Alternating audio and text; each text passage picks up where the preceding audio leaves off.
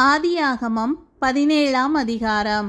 ஆபிராம் 99 வயதான போது கர்த்தர் ஆபிராமுக்கு தரிசனமாகி, நான் சர்வ வல்லமையுள்ள தேவன், நீ எனக்கு முன்பாக நடந்து கொண்டு உத்தமனாயிரு.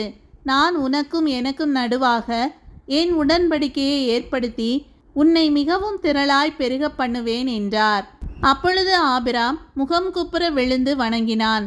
தேவன் அவனோடே பேசி, நான் உன்னோடே பண்ணுகிற என் உடன்படிக்கை என்னவென்றால், நீ திரளான ஜாதிகளுக்கு தகப்பனாவாய். இனி உன் பேர் ஆபிராம் எண்ணப்படாமல் நான் உன்னை திரளான ஜாதிகளுக்கு தகப்பனாக ஏற்படுத்தினபடியால் உன் பேர் ஆபிரகாம் எண்ணப்படும். உன்னை மிகவும் அதிகமாய் பலுக பண்ணி உன்னிலே ஜாதிகளை உண்டாக்குவேன். உன்னிடத்திலிருந்து ராஜாக்கள் தோன்றுவார்கள்.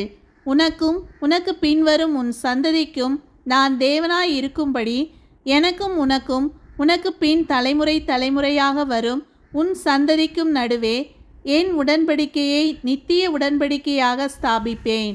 நீ பரதேசியாய் தங்கி வருகிற கானான் தேசம் முழுவதையும் உனக்கும் உனக்கு பின்வரும் உன் சந்ததிக்கும் நித்திய சுதந்திரமாக கொடுத்து நான் அவர்களுக்கு தேவனாயிருப்பேன் என்றார். பின்னும் தேவன் ஆபிரகாமை நோக்கி, இப்பொழுது நீயும் உனக்கு பின் தலைமுறை தலைமுறையாக வரும் உன் சந்ததியும் என் உடன்படிக்கையை கைக்கொள்ளுங்கள். எனக்கும் உங்களுக்கும் உனக்கு பின்வரும் உன் சந்ததிக்கும் நடுவே உண்டாகிறதும் நீங்கள் கைக்கொள்ள வேண்டியதுமான என் உடன்படிக்கை என்னவென்றால், உங்களுக்குள் பிறக்கும் சகல ஆண் பிள்ளைகளும் விருத்த சேதனம் பண்ணப்பட வேண்டும். உங்கள் நுனித்தோலின் மாம்சத்தை விருத்த சேதனம் பண்ண கடவீர்கள்.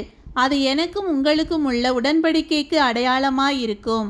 உங்களில் தலைமுறை தலைமுறையாக பிறக்கும் ஆண் பிள்ளைகள் எல்லாம் 8ஆம் நாளிலே விருத்த சேதனம் பண்ணப்பட வேண்டும். வீட்டிலே பிறந்த பிள்ளையும் உன் வித்தல்லாத அந்நியனிடத்தில் பணத்திற்கு கொல்லப்பட்ட எந்த பிள்ளையும் அப்படியே விருத்த சேதனம் பண்ணப்பட வேண்டும். உன் வீட்டிலே பிறந்த பிள்ளையும் உன் பணத்திற்கு கொல்லப்பட்டவனும் விருத்த சேதனம் பண்ணப்பட வேண்டியது அவசியம். இப்படி என் உடன்படிக்கை உங்கள் மாம்சத்திலே நித்திய உடன்படிக்கையாக இருக்க கடவது. நுனித்தோலின் மாம்சம் விருத்த சேதனம் பண்ணப்படாதிருக்கிற நுனித்தோலுள்ள ஆண் பிள்ளையாயிருந்தால் அந்த ஆத்துமா என் உடன்படிக்கையை மீறினபடியால் தன் ஜனத்தில் இராதபடிக்கு அறுப்புண்டு போவான் என்றார். பின்னும் தேவன் ஆபிரகாமை நோக்கி, உன் மனைவி சாராயை இனி சாராய் என்று அழையாதிருப்பாயாக. சாராள் என்பது அவளுக்கு பேராயிருக்கும். நான் அவளை ஆசீர்வதித்து அவளாலே உனக்கு ஒரு குமாரனையும் தருவேன். அவள் ஜாதிகளுக்கு தாயாகவும் அவளாலே ஜாதிகளின் ராஜாக்கள் உண்டாகவும் அவளை ஆசீர்வதிப்பேன் என்றார். அப்பொழுது ஆபிரகாம் முகங்குப்புற விழுந்து நகைத்து, 100 வயதானவனுக்கு பிள்ளை பிறக்குமோ, 90 வயதான சாராள் பிள்ளை பெறுவாளோ என்று தன் இருதயத்திலே சொல்லிக்கொண்டு, இஸ்மவேல் உமக்கு முன்பாக பிழைப்பானாக என்று ஆபிரகாம் தேவனிடத்தில் விண்ணப்பம் பண்ணினான். அப்பொழுது தேவன், உன் மனைவியாகிய சாராள் நிச்சயமாய் உனக்கு ஒரு குமாரனை பெறுவாள். அவனுக்கு ஈசாக்கு என்று பெயரிடுவாயாக. என் உடன்படிக்கையை அவனுக்கும் அவனுக்கு பின்வரும் அவன் சந்ததிக்கும் நித்திய உடன்படிக்கையாக ஸ்தாபிப்பேன். இஸ்மவேலுக்காகவும் நீ செய்த விண்ணப்பத்தை கேட்டேன். நான் அவனை ஆசீர்வதித்து அவனை மிகவும் அதிகமாக பலுகவும் பெருகவும் பண்ணுவேன். அவன் 12 பிரபுக்களை பெறுவான். அவனை பெரிய ஜாதியாக்குவேன். வருகிற வருஷத்தில் குறித்த காலத்திலே சாராள் உனக்கு பெறப்போகிற ஈசாக்கோடே நான் என் உடன்படிக்கையை ஏற்படுத்துவேன் என்றார். தேவன் ஆபிரகாமோடே பேசி முடிந்த பின்பு அவர் அவனை விட்டு எழுந்தருளினார்.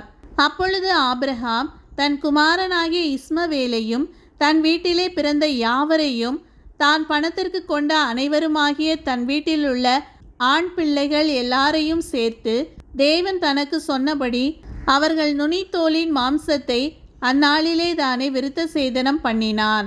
ஆபிரகாமுடைய நுனித்தோலின் மாம்சம் விருத்த சேதனம் பண்ணப்படும் போது அவன் 99 வயதாயிருந்தான். அவனுடைய குமாரன் இஸ்மவேலுடைய நுனித்தோலின் மாம்சம் விருத்த சேதனம் பண்ணப்படும் போது அவன் 13 வயதாயிருந்தான். ஒரே நாளில் ஆபிரகாமும் அவன் குமாரன் இஸ்மவேலும் விருத்த சேதனம் பண்ணப்பட்டார்கள். வீட்டிலே பிறந்தவர்களும் அந்நியரிடத்திலே பணத்திற்கு கொல்லப்பட்டவர்களுமாகிய அவன் வீட்டு மனுஷர்கள் எல்லாரும் அவனோடே கூட விருத்த சேதனம் பண்ணப்பட்டார்கள்.